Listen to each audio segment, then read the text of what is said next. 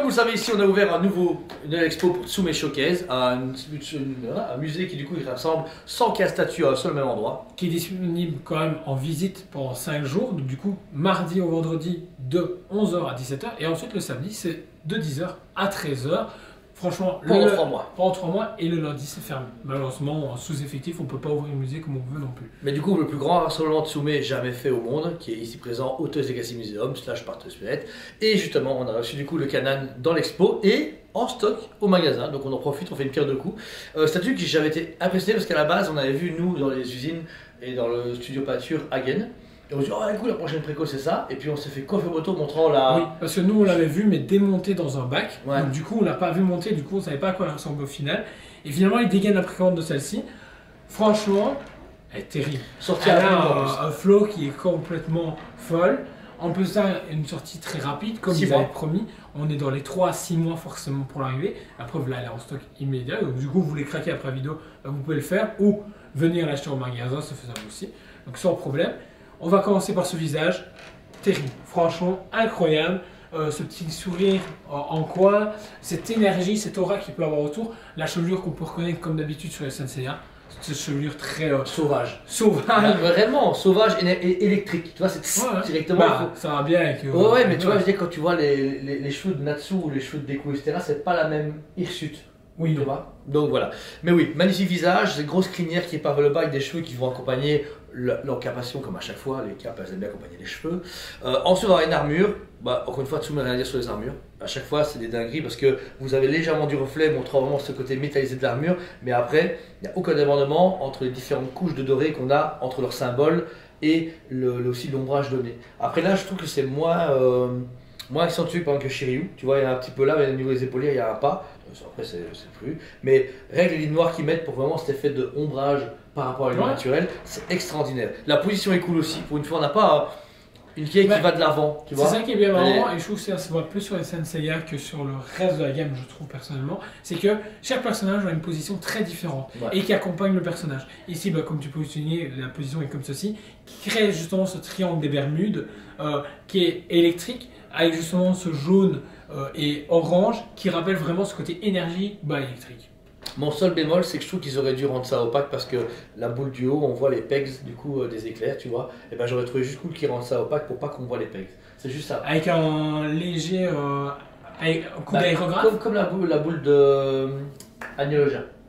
Tu vois le côté bleu où ils ont légèrement opacalisé pour que ça se voit pas parce que là on voit les pegs, après c'est pas la main non plus, et les deux autres mains du coup qui tiennent sont super cool. On a vraiment cet effet avec triangle des Bermudes, l'éclair, l'énergie, et puis comme le socle est fait en tempête, on imagine qu'il y a la pluie, des éclairs, il y a des nuages noirs, tu vois, genre le mec il arrive, il fait genre je suis le boss. On va pas se mentir, surtout l'énergie de la statue, on sent comme quoi justement il y a la tempête qui s'est levée.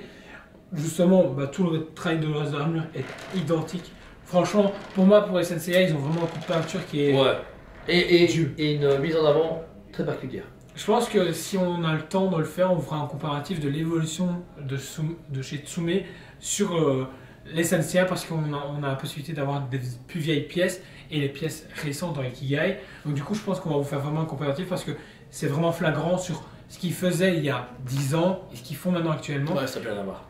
Ouais, vraiment. Et réellement, ils se sont tellement améliorés que c'est devenu déconné. Les peintres de chez Tsume sont des pépites, que ce soit au niveau personnel et au niveau boss. C'est un truc de fou. Rien à dire. Ensuite, du coup, forcément, Kanan repose sur d'abord de la roche, une roche très particulière à Senseiya, parce qu'on n'est pas encore sur les mêmes roches que Dragon Ball, One Piece, etc. Exactement. C'est vraiment un brush bien à eux, avec un coloris, encore une fois, bien à eux. Un peu grécancière. C'est ce que j'allais dire. Ouais. Réellement, c'est ce que j'allais dire, parce que franchement, on a vraiment ce côté justement de vieilles roches qu'on peut retrouver sur Hercule. Ou Athènes. C'est réellement ça. On peut noter qu'il y a différents pics d'un bleu électrique qui ont été plantés, et vous retrouvez justement le fameux trident. C'est Poséidon, non? Je connais pas, je sais pas. Là, j'aime bien que je suis bloqué pour une fois. J'avoue, je sais pas. C'est pas évident. En tout cas, le trident cassé où il est mis quelque chose en grec est très bien fait, mais ça croit très bien le produit. Il est magnifique, bien travaillé. Ensuite, forcément, qui vient englober beaucoup le socle, c'est justement toute cette eau avec toute l'écume. Vraiment magnifique parce qu'on sent, comme on disait, la tempête qui est en train de submerger partout, et je trouve ça super bien. Et encore une fois, ils ont bien rempli le socle. Ouais. C'est pas juste un tout petit peu. Et on peut le remarquer sur l'évolution des C'est Ikigai. Shoto qui a ce problème-là en fait. Shoto avait ce problème-là, il était Bah, trop peu rempli. Ou même Bah, les premiers. Kogo aussi, les Ouais, premières c'est ça, ont ouais. ce problème-là et finalement, je trouve qu'ils ont écouté les gens et c'est devenu, pour moi, comme je disais off, des mini HQS. Ouais, c'est ça. On n'est plus sur des Ikigai, on est sur les V3 comme peut noter Cyril. C'est que réellement, on commence à remplir le socle, on déborde même un tout petit peu parce qu'il y a quand même ce pilier qui est juste ici, qui est derrière, qui rappelle justement des piliers de grec ancien, comme tu pourrais dire. Bah, là, on prévoit que Atlantis est en train de s'envoyer dans l'eau, tu vois. Ou qu'il y a une cité qui arrive et le mec il arrive, il fait genre ah, tu veux te fighter et qu'il y a des éclairs, il y a de la tempête, il y a tout ce qu'il faut pour que ça pète. Même si encore une fois, je connais pas le personnage, je sais pas d'où il vient, moi ça m'en fout, c'est pas grave. Mais elle me plaît beaucoup par sa Dans ta prestance. salle de jeu de rôle, elle rentrait hyper bien. Mais tu vois, j'imagine un fatalisme comme ça. Un beau fatalisme comme ça, de l'énergie obscure. Vraiment, alors s'il lance une gamme Ikigai Marvel DC, je sais que ce sera Non. des plus belles statues de Tu l'univers. vois la rambarde là, je saute direct. Oui, mais je me doute, mais en même temps, ils ont le Il y a potentiel de le tellement de faire, trucs à tu faire, vois. ça fait, ouais. Parce que je vois bien, comme on en a dû parler, un cyclope comme ça, et t'as le rayon qui part, et Un des Wolverine rochers, avec des machin. effets, trucs, Wolverine avec des effets, un Venom avec justement, ça imagine c'est du symbiote, et puis t'as le Venom. Non, il pourrait le faire en termes de concept, machin, tout ça. Le problème c'est manque de temps, se rajouter 2 licences en plus en termes d'Ikigai. Il y a Bah non, il crée Tsume Art belge et il gère avec nous, t'as qu'à se manger. Ouais, c'est ça. On a déjà beaucoup de boulot à gérer. Hmm. On leur permet déjà de faire ça. Voilà, il y a un petit mail. Consultant manager. Puis j'ai vu Patrick qui faisait un tour en 3D, je peux le faire aussi, je suis sûr qu'avec l'application je peux le faire.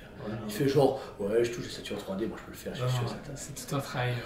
Bien Peu fait. de pas, franchement, j'ai fait du Warhammer Amica, c'est bon, je le couche en direct. Alors j'ai vu ton Grievous et le truc. Eh, il est bien pas. Pour un amateur, c'est bien. Mon fils peut faire pareil. Waouh! Ah ouais, ok. Pourtant, Ok, pourtant ça va. il se jette, hein, mais bon, Voilà, voilà. bonne ambiance. Bah ça va. Bah du coup voilà. Donc je vois qu'ils sont la statue est vraiment magnifique. Elle est seulement à 449,90. Donc 450 € pour une statue, cette ubiquité là est vraiment extraordinaire. On est vraiment sur du bonne, belle et grosse HQS, comme un peu les sur Tenjiro, etc.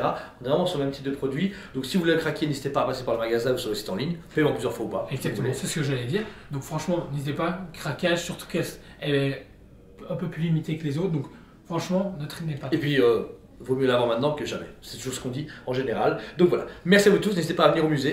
Tsume Showcase est dispo du coup du 15 mars au 15 juin pendant 3 mois. Et c'est du coup du mardi au samedi. Donc n'hésitez pas à passer. C'est 10 € l'entrée pour une ouverture constante. Voilà. Merci à vous tous. On vous aime beaucoup. Et on vous dit À très bientôt.